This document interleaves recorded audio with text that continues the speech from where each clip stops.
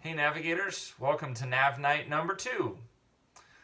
Hopefully your new norm is being settled into and some of the haze and fogginess is maybe lifting, possibly, or maybe there's more questions than you have answers still in your life. Regardless, we hope that for this time of sharing in virtual Nav Night together, you'll get space to behold God, to connect with each other, and to be refreshed with the Word. I think there's some good things that God will have for us tonight. Just like last time, today we want you to be able to connect with one another. Perhaps you're in the same place as somebody watching this, or maybe you have someone that you've already prepared that you're going to call, similar to last time. If you were able to see the intro video on social media today, you'll have seen that our desire is for you to connect with 2, 3, 4 people or so, and to try to call them and pray with them, discuss some things after the message as well. So my name is Brian. I'm on staff with the Navigators here in Lincoln, and I'm pleased to be able to be with you tonight. John is not with me today. It's just me, so I won't have a great introduction, but we'll get through. So we're the Navigators. Our desire is to know Christ, make Him known, and help others do the same. And even though we're not in person, in the flesh, we really believe that God still wants to do that in and through us, where He has us in all the spaces we are now. Well, now is the time that we want you to call and to connect with the people that you're going to connect with. You're going to do this after the message as well. What we would like for you to do is we'd like for you to open up the Bible together and to pray. So we'd like you to pray through Psalm 13. So whether that's your physical Bibles or phone Bibles, whatever it might be, call your friend up, FaceTime them if they're in the room with you. Start. So Psalm 13 is what we'd like you to pray. And also just have a little space to ask how each other's doing. How you're really doing. Not just the thing that is kind of kind to say or the thing you think everyone wants you to hear, but actually how are you doing inside of the face of adversity. So we're going to ask you to pause the video. Pause the video now so you can pray through Psalm 13 and discuss with a friend. I will wait for a little bit just so the video can advance a bit. And then when we come back, we will look through Romans part number 2. We're going to pick up where we left off last time. So go ahead and pause the video and pray with your friend and look through Psalm 13 together.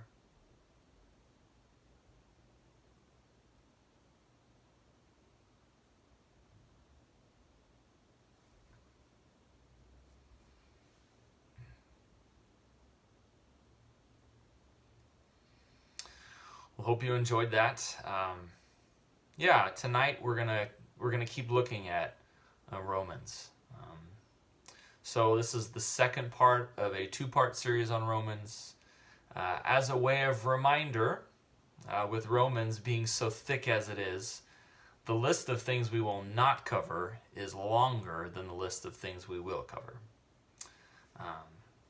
Today we're going to look at this section, chapter 12, verse 1, through chapter 15, verse 13. So in part 1, we discussed Romans 1:18 through 5:21, in particular that our righteousness before God, that what makes us acceptable to God, is by faith in Jesus' complete work, not in anything that we've done. We discussed our self-justifying tendencies and how looking at some of those things that we try to bring to the table, often we try to make ourselves a more valuable choice to God for heaven, perhaps. But the reality is that my self-justifying actually is hindering my gospel understanding and the freedom that I can have, because it's the wicked and the godless that Jesus died for. So an important piece of the gospel of Jesus is to recognize that I have to see myself as utterly sinful before a holy and perfect God. I bring absolutely nothing to the table. And it's through that I grow in my relationship with God. So the reason that Paul is writing about this truth in particular to the Christian church in Rome is that he's beginning to address a specific crisis that exists among their church body and their community. Recall, this is a diverse population, as we discussed in our first part, a diverse population in particular in ethnicity, with Jewish Christians and Gentile Christians. So essentially, anyone who's a follower of Jesus who is not Jewish by ethnicity. They're trying to live together again after the Jews have returned to Rome after being expelled for 5 years under Emperor Claudius. So there's a good chance that upon re-entry to the church area there and the home church environments, that all of them looked very different than when they left. In fact, some of the preferences, some of the leadership, there's a lot that's different than when the Jewish Christians were there beforehand. So now this community is trying to live together in a new era. And we're not going to talk, or we're not specifically talking only about trivial things that are different, like what time is our large group gathering? When does it get done? What kind of music are we going to play for worship? Is there a greeting time?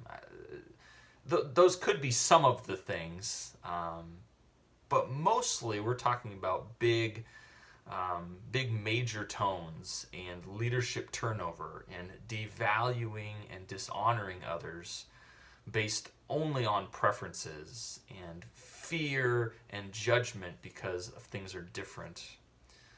Those kinds of things are starting to come to the surface now for them. So the closer and closer that we've gotten to this part 2 discussion, the more excited I've gotten, because I think there's some things that God has for us, specifically even as we consider our day and age of living inside of the coronavirus pandemic too. So let me pray. If you want to turn to your Bibles, if you haven't yet, go to Romans chapter 12, open up notes that you want to take, what have you. Let me pray for us. Father, thank you that you are here and that you are in all the spaces that we are. Thank you that we can rely on you. Thank you that you teach us. We need you to help us recognize ourselves and to free us from sin that so easily entangles. So God, would you help us? Would you guide us? Would you lead us? Open our hearts to truth. Help it sink in deep. In your name we pray. Amen. Well, as chapter 12 begins, that's the major section we're looking at today. As chapter 12 begins, there's a definite shift in this letter to the Romans. Like most of Paul's letters, he's addressing the why first, and then he gets into the how and the what. This letter is no different. This section that we're going to go look through today is very short on addressing the why, because Paul's already done that in the first 11 chapters. The why specifically is that Paul is going to urge us to believe the truth of the gospel, right? The reality that Jesus has paid all that is necessary to make me acceptable to God, right? That's some of the language we used last time. What makes you acceptable or righteous to God? It's Jesus. It's the fact that Jesus has paid for all of my sin, and now I am completely acceptable to God. We are set free from needing to earn and to add to ourselves to make ourselves acceptable to God. That's the faith that Christians hold. Everything else that I hold on to that is not done by faith is sin, according to Romans chapter 14, 23, which is in our section today. Sin hinders my walk with God. That's a whole different topic and a whole different message. So living in accordance with this faith and living out this faith will inevitably look different than how I previously lived before I had faith, right? So again, I'm not living by faith to earn God's favor. I already have all of that through Christ. I'm fully acceptable. Instead, I'm living out this faith as God's asked me to be a part of it, because that's now the path to fullness of life. right? The law has fulfilled me through what Jesus had been fulfilled for me in Jesus, and I no longer need to perfectly appease it.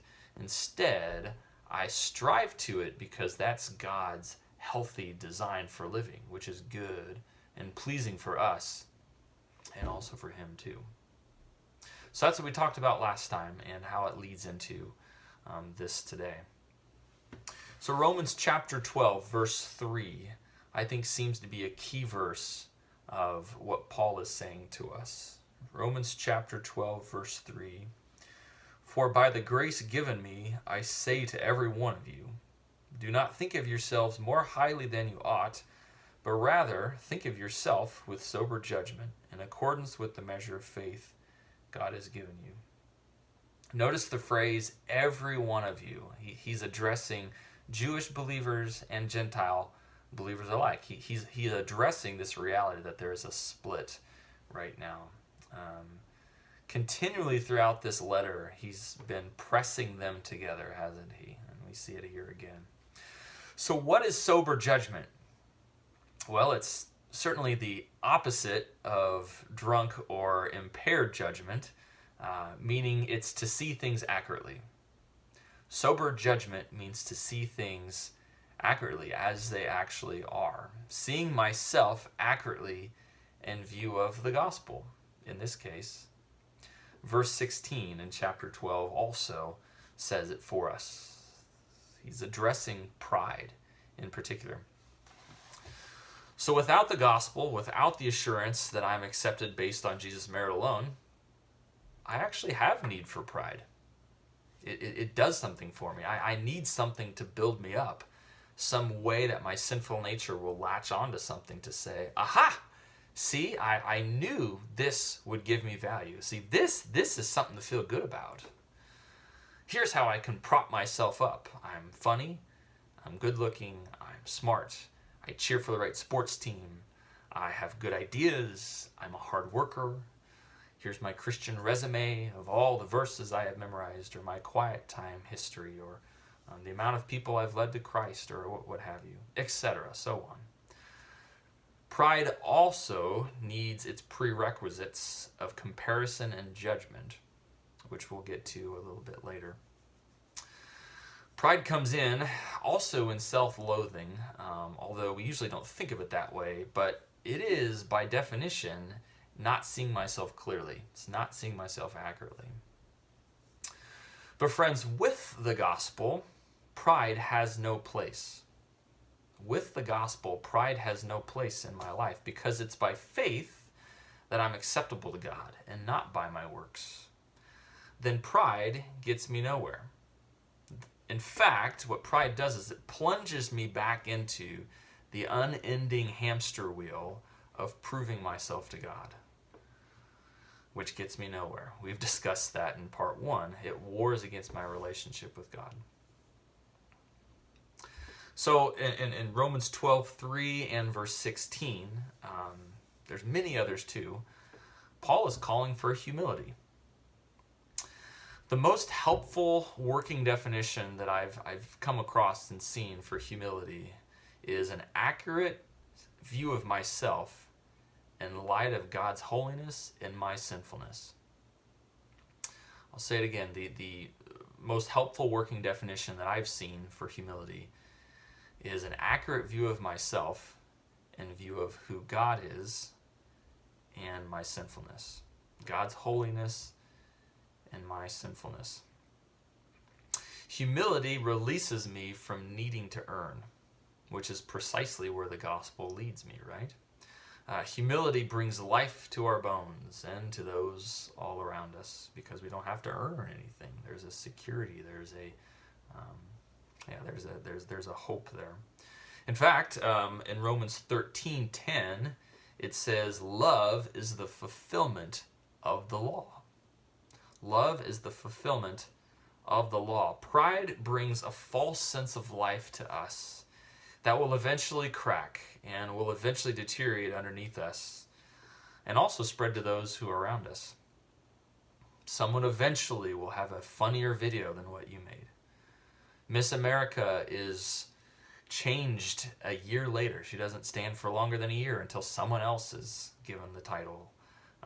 Your sports team's championships will quickly be passed over and forgotten because now they're talking about next year's champion.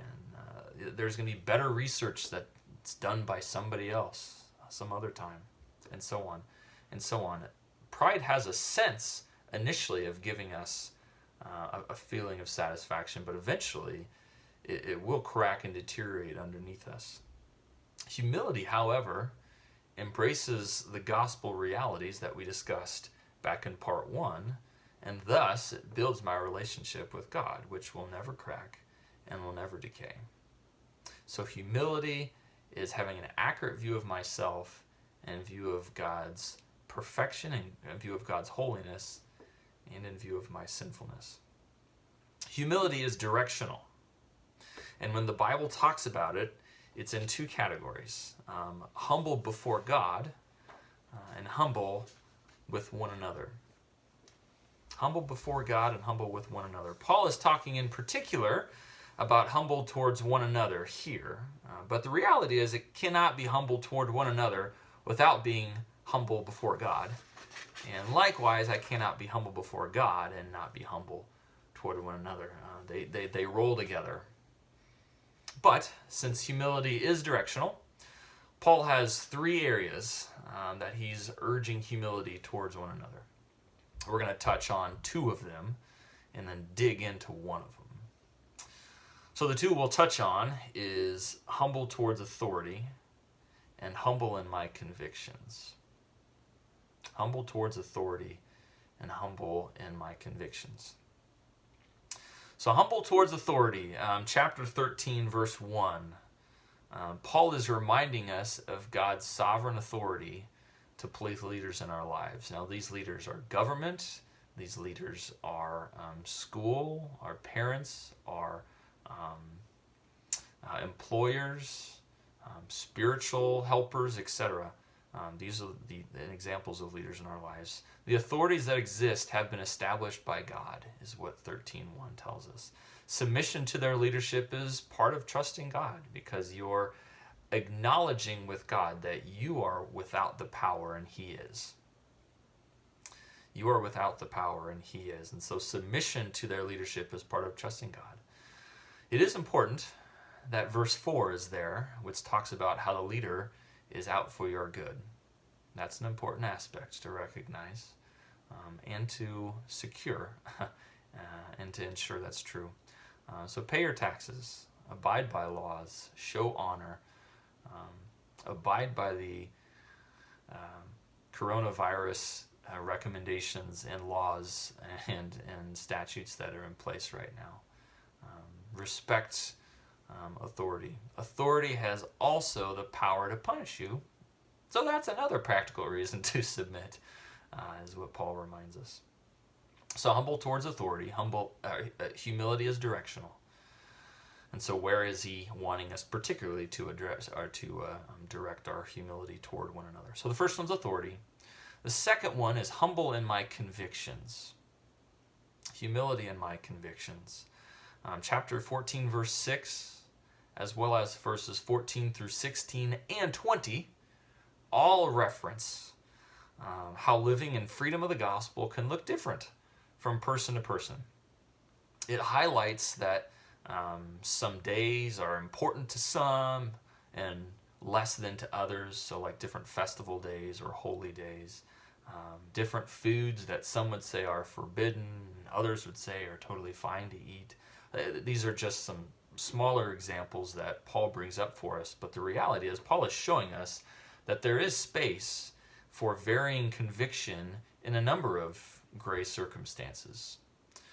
In that case, neither is more right.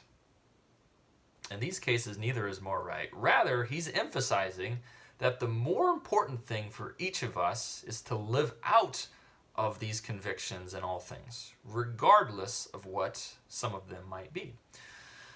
So a conviction, and this is going to oversimplify it, but a conviction is simply the practical living out of God's truth in my life. A conviction is simply the practical the practical living out of God's truth in my life. It is not relative truth. It is not relative truth. Relative truth says you can have your truth and I can have my truth and we'll all get along. No. It's not saying relative truth. Rather, it's the same core truth being lived out differently in ways that are based on relationship with God individually as well as a number of given circumstances. So an example of a conviction that could vary is alcohol consumption. There might be some who would say, I don't want to touch a drop of it. That's not where I want to go. And there could be others who are of age who would say, yes, I can have a couple beers a night. I don't get drunk. I'm completely inside of my wits. That works perfectly well for me. Now, which of them is right?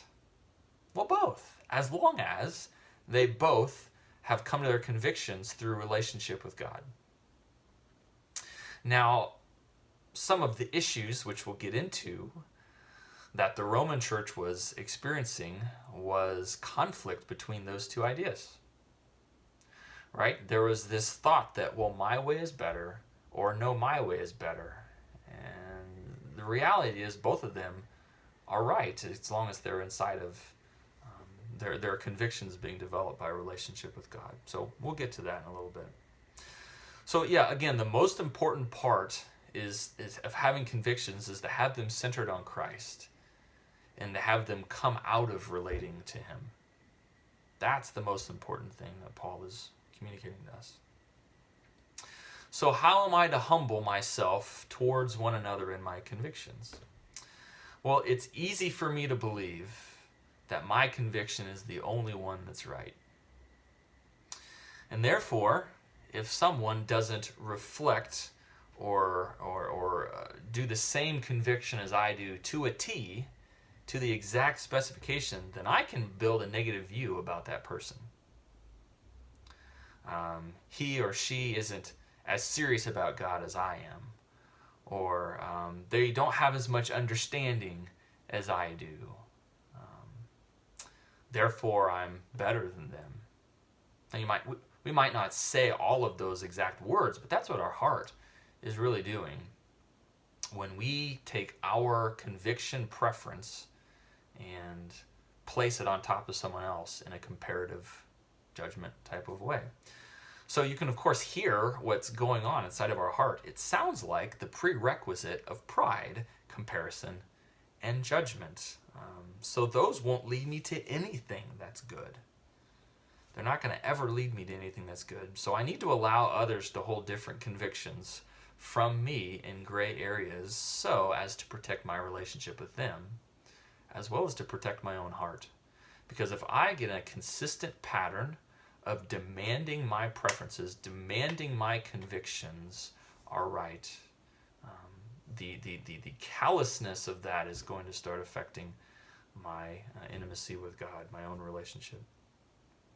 I'm also being instructed here in Romans, we're also being instructed not to force another conviction upon somebody else if it's not theirs.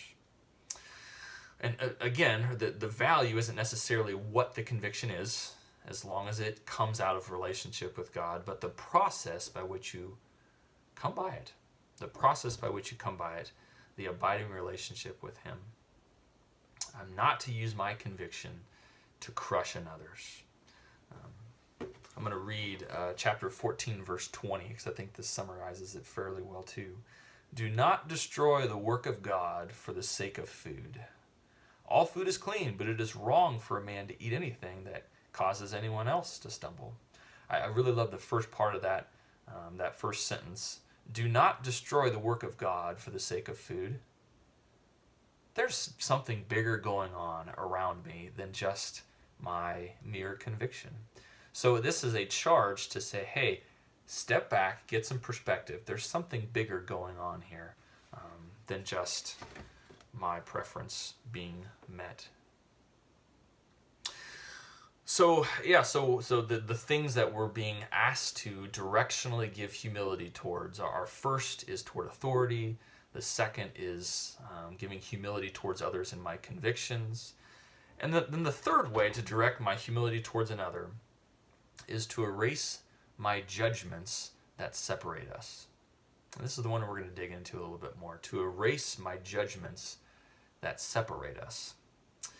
In some ways, this is prevalent in all pride because it's part of the prerequisite to pride that I said earlier, which is why I'd like to focus here in particular because it's at the root of us mistreating one another and dishonoring God and pulling ourselves away from experiencing the gospel.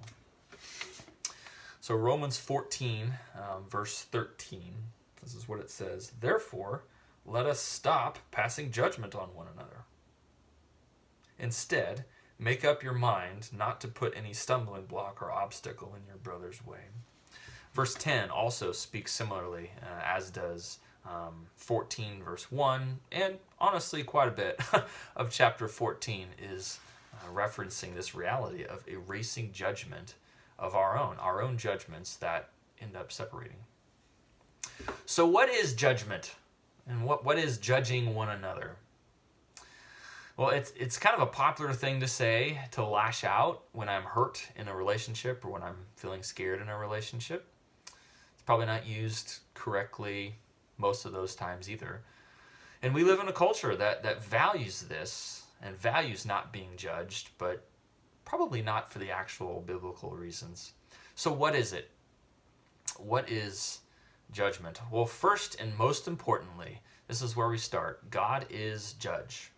Capital J. It's part of who he is.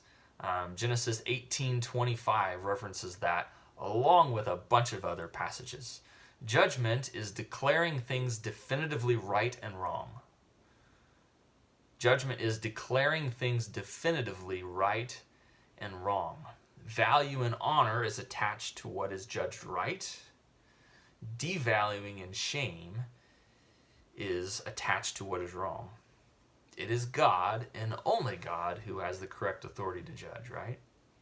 To deem something or someone right or wrong, acceptable or rejected. So for us, judging is when we decide whether something or someone is right or wrong based on our preferences and experiences. And then we attach value and honor or devaluing and shame to them. I'll say it again. For us, judging is when we decide whether something is right or wrong, or someone is right or wrong, based on our own preferences and our own experiences and our own backgrounds.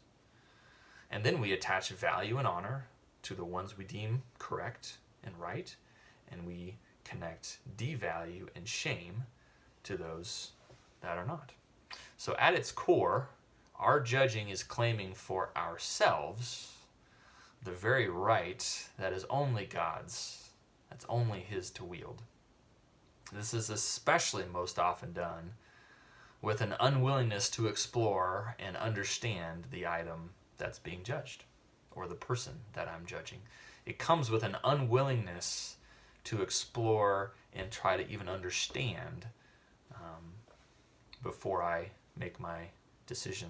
It's based upon me. And in that way, I'm never wrong. Because if my truth, if my experiences, if my values and preferences are the basis by which I make my decision, I'm never going to be wrong, right? So when it's based upon me, it furthers my pride in whatever category we're talking about. And you can see the progression of where we've been going. This is the similar cycle. So here's how we do it. And this is all too familiar to us, to me, to you. This is all too familiar, but this is how we do it. We experience something. Say it's a teacher's lecture style in class. We compare the teacher's performance based upon our preference, and we label it good or we label it bad, and and then we attach value and honor to the good, or devalue and shame to the bad. That's a tame one. But how about someone's house? When you see someone's house, we take from our experiences and we say, this is good, value, honor, or this is bad, devalue and shame. Someone's personality, we take our preference and we say, yes, we say good, honor and value, bad, devalue and shame. You get the idea. Someone's resume, the things they've accomplished, how someone smells, the things they eat, what they look like, you name it. That's how we do this. The fact is also that we judge things most harshly in the areas of our own self-justifications.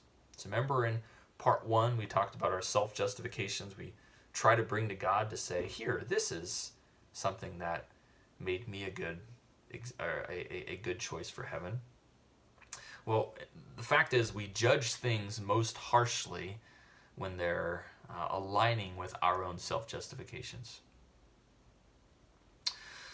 So to be clear, the problem isn't so much the observations of differences. That's not the actual problem. The problem is not that I'm observing there's differences between me and whatever, but the problem is attaching the value of and honor, or attaching devaluing and shame to it based on what I declare is right or wrong. So it's not seeing the differences that the problem here is, but rather it's attaching the value and honor or devaluing and shame based on what I say should be true. This is reserved for God alone, to declare what is right and wrong correctly. The pride in us wants to compete with God. In fact, we've been doing it in all ways since Genesis chapter 3. You go back to the Garden of Eden, and you see the serpent deceive Eve, and you see him saying, "You will not surely die, for God knows that you will become like him," deciding. It says knowing, but that's in its core, it's really saying deciding what is right and wrong. I mean, we've been up to that ever since chapter 3. So Adam and Eve wanted to decide what was right and wrong. They were in conflict with God. They were trying to overthrow him. Another problem with all of us having our own judgments, trying to say that we're right, is we have thousands of little judges, us, all declaring conflicting verdicts for each other and to each other. What a mess. Discord and distrust, pride, separation. Remember, the context that Paul is writing this is to the church. He's writing to believers. So this is not a thing out there. That this is an internal threat. This is a we in here type of threat.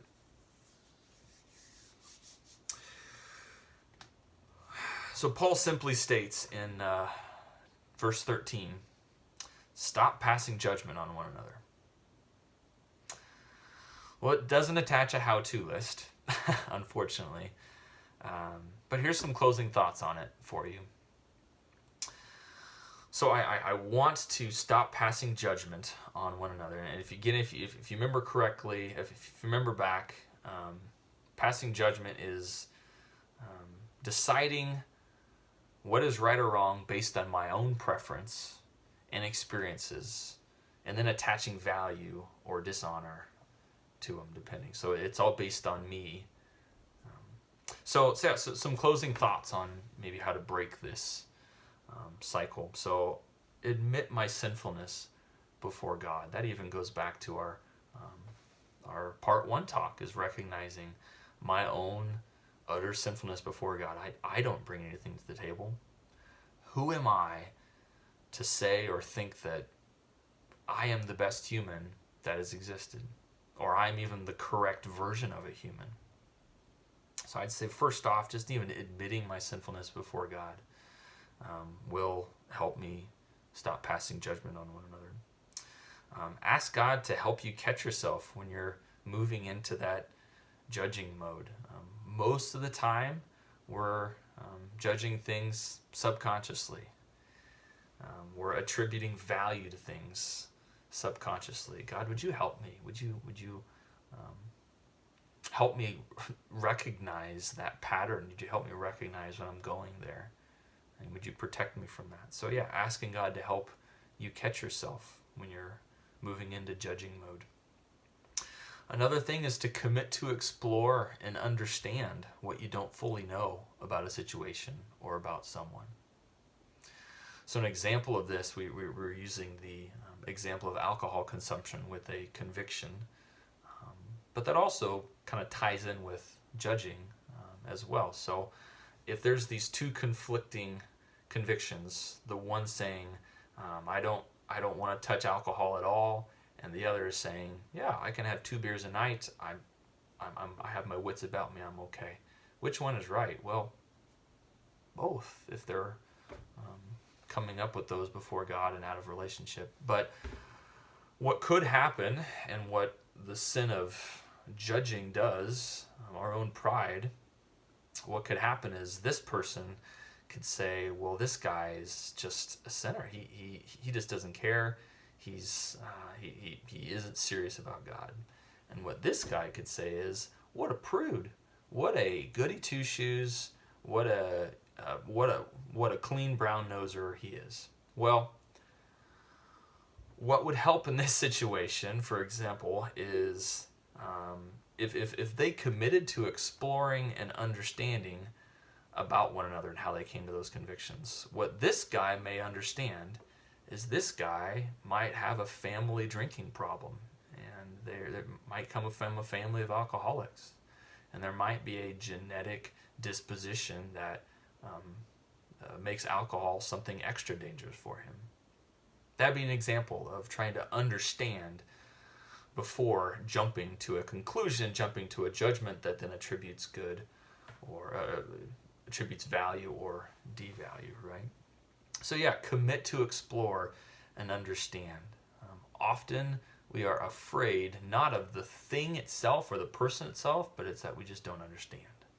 So could we commit to explore and understand the person or the thing that I just don't fully understand before I jump into attributing the value or shame?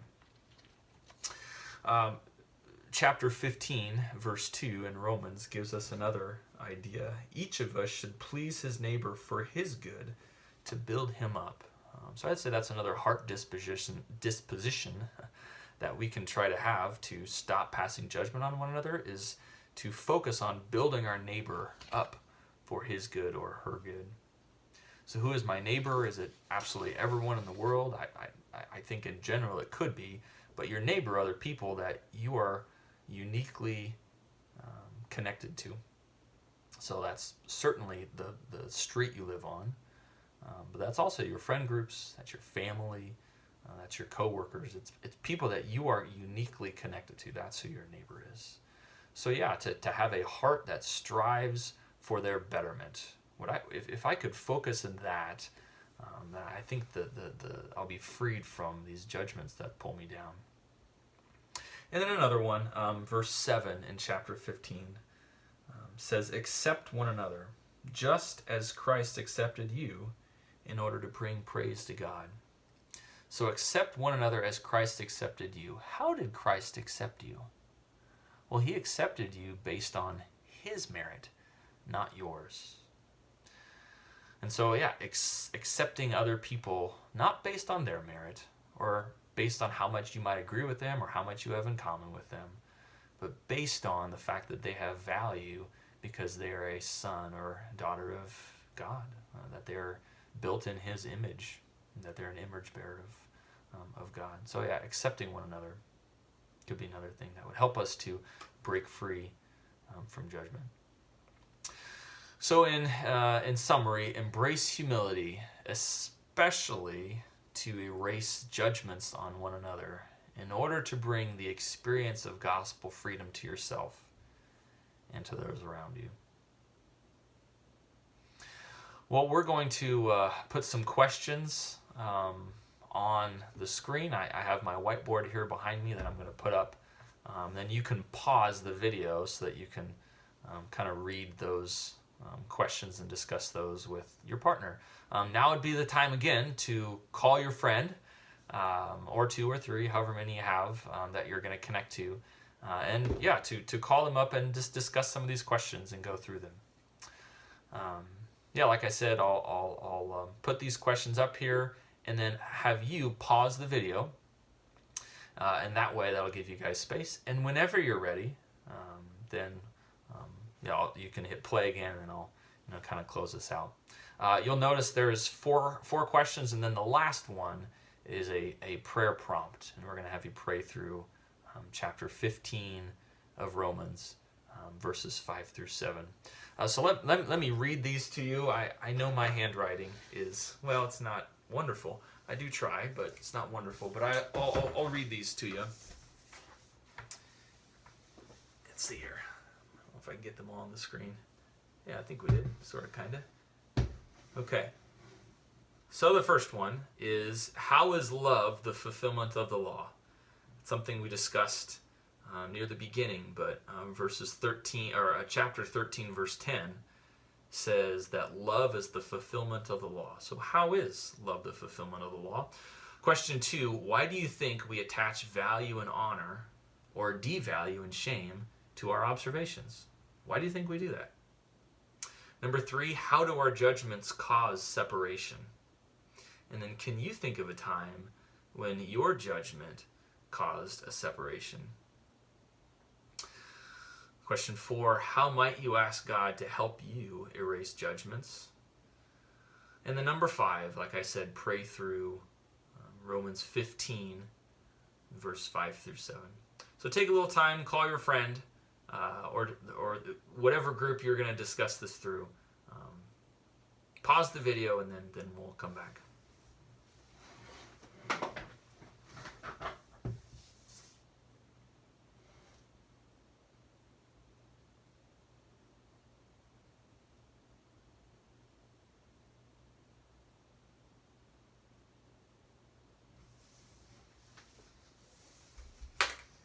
All right. Well, thanks for joining us during this time, friends. Hopefully, there's been some things that you feel connected with God over, feel connected with one another. Tune back in next time on this Navigators YouTube channel. Go ahead and hit subscribe. As I think you can see that on the page. That'll just give you prompts to remind you that, there's another live event that's happening. We'll also continue to post other content videos that we get from Navigator leaders at headquarters that will encourage you and hopefully continue to fill and encourage you towards Jesus. Well, thanks again for being a part of this. I'll pray for us, and then we'll be done. Father, thank you for your goodness toward us, and thank you that indeed you have made us acceptable, and there's so many ramifications from that, and how we live and treat one another is not forgotten as part of that. So God, would you help us? Would you help us to be ones who are humble, who see ourselves correctly in light of the gospel, in light of ourselves, and Father, would you help us to submit to one another out of love? Would you help us to be humble towards authority? Would you help us to be humble towards one another in our convictions? And increasingly, would you help us to erase judgments that separate? Would you bring freedom for us and freedom for others, so that we won't be dragged down by this mess and chaos that our sin causes us? Thank you that you can and you do and you want to bring us into deeper relationship with you. Thank you that you don't give up on us. Thank you that you're with us. It's in your name we pray, amen. All right, friends, until next time, thanks.